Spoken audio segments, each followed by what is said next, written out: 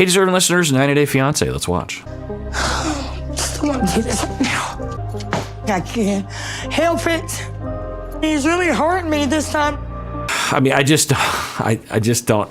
You know what? I guess we could talk about compassion fatigue. There's a point with therapists and helpers where you will notice, hopefully, well, what will happen is you'll have a buildup of difficulty for yourself, right? That as a clinician, an amount of distress. So if I was to walk myself through this backwards, it's like when you start at the end of a maze, one of those drawn maze, sometimes it's easier to start at the end and you work your way to the start, is that I am noticing that I'm rolling my eyes, that I'm judgmental, that I normally when someone cries on this show, I feel different feelings, I say different things. So I'm noticing that. And if I, go backwards from there, there's a possibility that I'm having compassion fatigue. And if we go back from there, then often the factors that lead to compassion fatigue are that I'm burning out on her, maybe even in life, but I don't feel like I'm burning out in life. I feel like I'm burning out on her. I'm probably also, as a therapist, and this is a familiar feeling of feeling powerless, because of course I am. I mean, I don't even know her, but as a therapist, when we're working hard to help a client and things don't seem to be getting better, we start to judge ourselves. It's an automatic reaction. We'll feel like we're a bad therapist or something, ineffective or something. And as a way of defending against that, we will distance ourselves from our clients in a way that's not helpful for anyone. Or we'll just blame the client. We'll be like, they're an idiot. They're not ready for therapy. It's all their fault, that kind of thing. So that's probably happening because I guess I have a weird fantasy that's completely illogical, a magical thought that somehow when I comment on this, that they will hear it and benefit from it. Now, I will say that some of the cast members will reach out to me and say that they did benefit or at least agree with many of the things I was saying. So maybe I have reasons to believe that magical thought. But I think more fundamentally, because I'm so used to when I'm in this mode as a clinician, the client is right there, or at the very least, they'll soon be, I might be thinking about them and they'll soon be there. Or at the very least, I'm talking to a supervisee or a mentee about their client so I can actually, through the clinician, possibly affect the client, right? So I think it's normal for me to be in that mode of just like, well, I am connected, so I'm in that mode. So I think part of my frustration with this, my own personal pain, is that I'm watching someone go have no progress. She said, I would characterize her, now she's not been in therapy, so why would she have progress? She said zero progress from the first. Well, maybe you could say she's progressed a little bit because she is quicker to the crying phase of this, which is kind of progress. I hesitate to say that given how abusive she is and how distorted she is and how reactive she is, how unfair she is to him.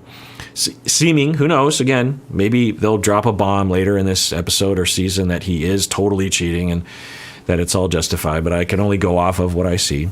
And that's why I always like watching it concurrent with y'all so that people don't yell at me for not knowing things that I haven't seen yet. Anyway, so I think that that's what's happening for me, is that I feel powerless. I have cared and still do about her. And it's frustrating. I also feel protective of victims, and I've been there before. I've worked with a lot of people like Angela in my life and also have been frustrated with them. I've encountered Angelas in my personal life, of course, so I'm not completely unscathed and not without my own traumas around that. So those are all probably at play. I also feel like I'm fighting against a faction of fans of the show who support her and relate to her, which, like I was saying earlier, is fine to relate on a certain level, but I actually do not think it's morally just to support her behavior, her abusive behavior. So I think part of me is reacting against that. I feel like what is that? I think what that is it's demoralizing, and because it's not just Angela, it's a number of people on this show who are abusive and don't deserve to be bullied by the audience, but also should not be glorified and should not be seen as someone that's doing something that's morally okay. And I hear it now. I don't think a majority. I think it's just a small number of people. I think maybe it's dwindling over time as well. But I think I might be demoralized a bit about that. If everyone agreed that she was abusive and understood that, I feel like I would maybe have less compassion fatigue around this, and I would be less eye-rolly around it, less frustrated, because I think part of my frustration is with society. And again, it's not just Angela. The more recent example of this was when I was watching The Ultimatum, and Ray and Zay was absolutely just classically abusing Ray and not letting her leave, imprisoning her in the apartment, and it's all caught on film. Literally criminally imprisoning her. She was trying to get out, and he forbid her physically and intimidated her physically, and it seemed like it wasn't the first time that it had happened. And then she repeatedly said, "Stop touching me, get away from me, stop touching me, get away from me," and she was moving away from him. And she's trying to lock herself in the bathroom. He follows her in there, and she says, don't touch me, get away from me, stop touching me, get away from me. Like, this is several minutes, upsetting, like terribly upsetting. And then she says to him, "If you don't get away from me, I'm going to hit you." I think she might have even said, remember that time when I said get away from me and I hit you? Like, you're doing it again. It was some kind of reference like that. Like, it wasn't the first time. And then they don't show the rest of that, but they skip forward the next day, and they indicated that she had hit him. And according to what we saw, I would say that was absolutely justified. If I'm on the bus and somebody comes over to me and gets in my face, and I repeatedly I'm moving away, and I'm saying, "Stop touching me, get away from me," and they start grabbing at my wallet or something, or they start to threaten me with, putting hands on and trying to control me, I 100% have a legal and moral and ethical right to punch them as hard as I can in the face. Absolutely. That's justified. Self-defense. It's completely justified. And so does she. She absolutely had a justification for that. Now, I don't know the context. That wasn't actually caught on camera, so I can't say for sure, but there was a ton of evidence to justify what I'm saying right now. And any expert in, criminal law, in intimate partner violence, understands this completely. And it happens all the time. When we were watching the trial, the Depp Heard trial, there was all this talk about mutual abuse and bidirectional abuse and this kind of thing. And a lot of people were saying that some of the violence, either, depending on what side you were on, was self-defensive, right? Was justified as a way of trying to get someone away from you, as a way of trying to protect yourself. And everyone understands that, I would hope. Now, hopefully you never get in that situation, and you can avoid that preemptively, so you don't have to resort to that, right? But sometimes literally push comes to shove, and you have a right to protect yourself and your body.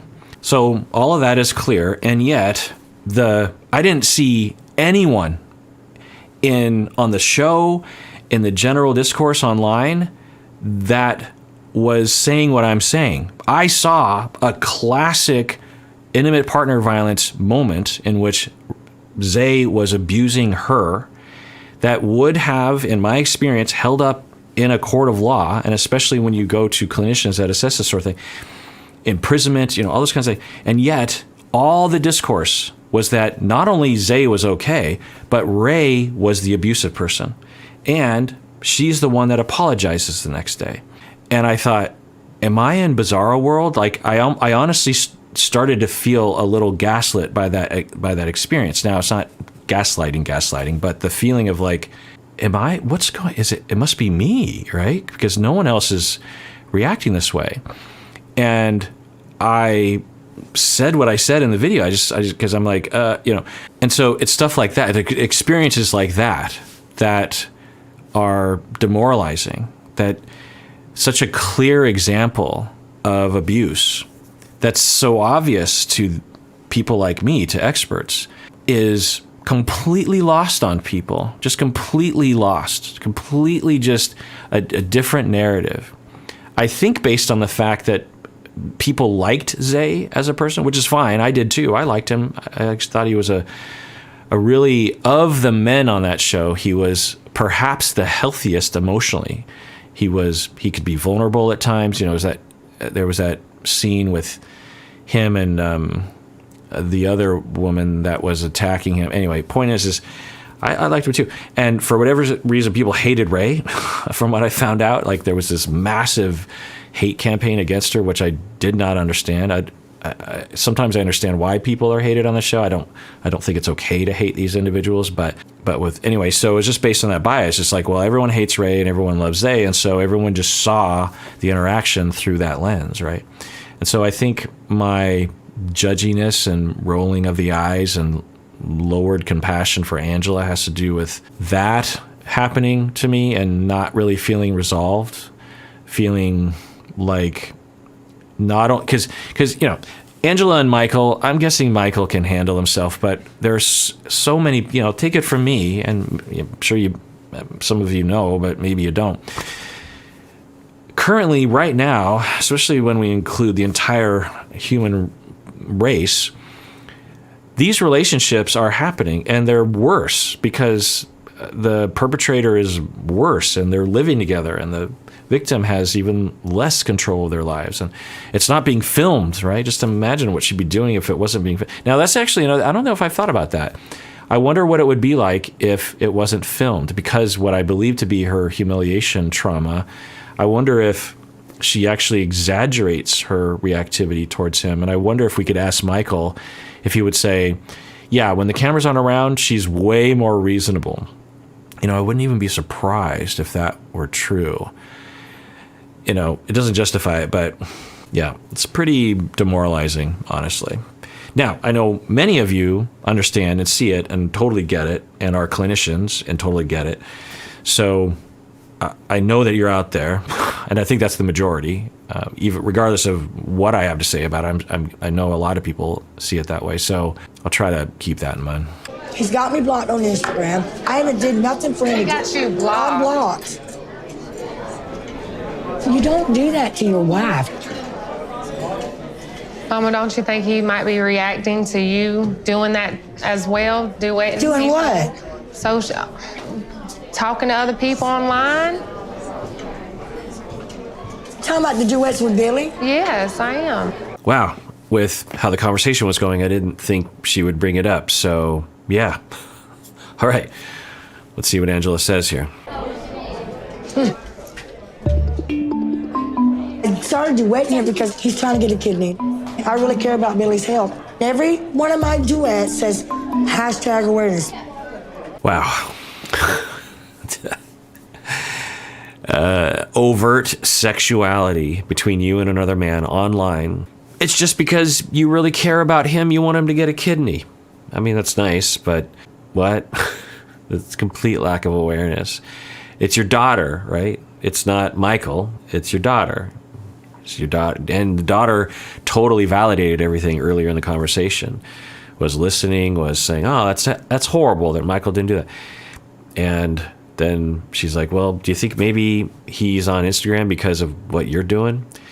And again, we have not heard of any overt examples of him actually flirting with other people. He just merely has an Instagram account in which, according to Angela, women have commented on his pictures. He didn't seem to reply, or at least she didn't bring that up. So that's all we're looking at. And now when the daughter points that out, she's like, well, I'm just trying to help him get his kidney. Wow. I became close with Billy because he has kidney failure. And I used to work as a caretaker for the sick. So now that I have a friend that is showing me support, I need to return the favor and give them support. Okay.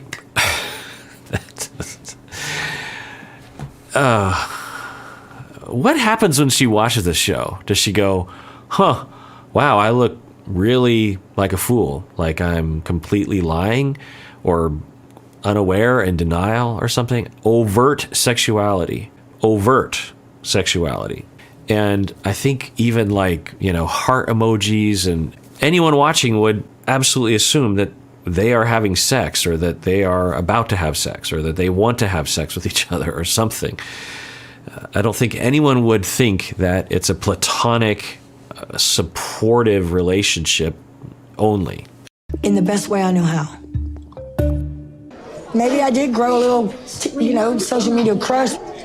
Gosh. You talk about Michael playing games, that's playing games too. Is Billy good looking? Kinda, absolutely. You take a damn dumbass not to know that. But I'm a one-man woman. I don't cheat. My husband's not complimenting me. My husband ain't talking to me. Right, so she's been saying in this whole conversation that Michael doesn't compliment her, and he doesn't look at her, and she feels insecure about her body, and we've been down this road before.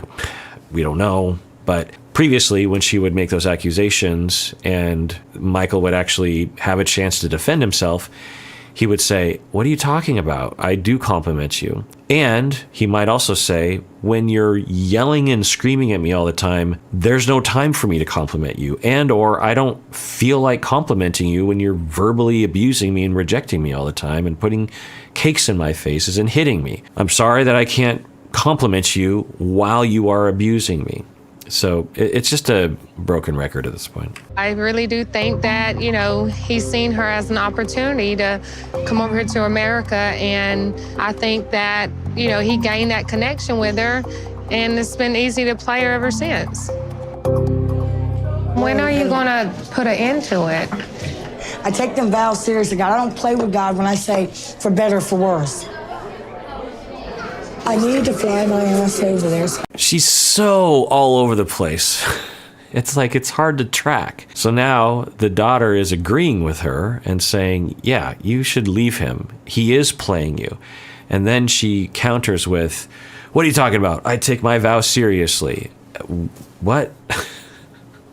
I wonder what her vows actually were. Because I'm just going to take a guess and say there was some clause, some phrase in there that had to do with treating each other with respect and being nice to each other, loving each other, making each other feel good. So, anyway. And do what, Mama? I got to go over there for myself to see if it's worth it anymore. Because right now I don't feel love from this man. But the bottom line is, I married Michael because I love him. So you're not telling me you're going over there to break it off. You're going over there to try to save it. I didn't marry him because I was just going to get mad and divorce him.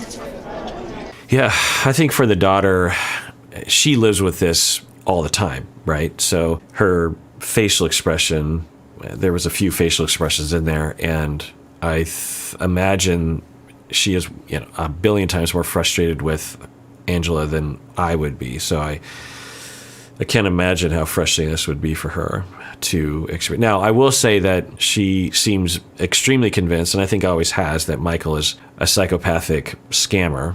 And the daughter has an attitude that a lot of American family members will have, which I think is at least partially based on racism, xenophobia, American exceptionalism, or something, lack of awareness. Now, could Michael be trying to scam? Could be.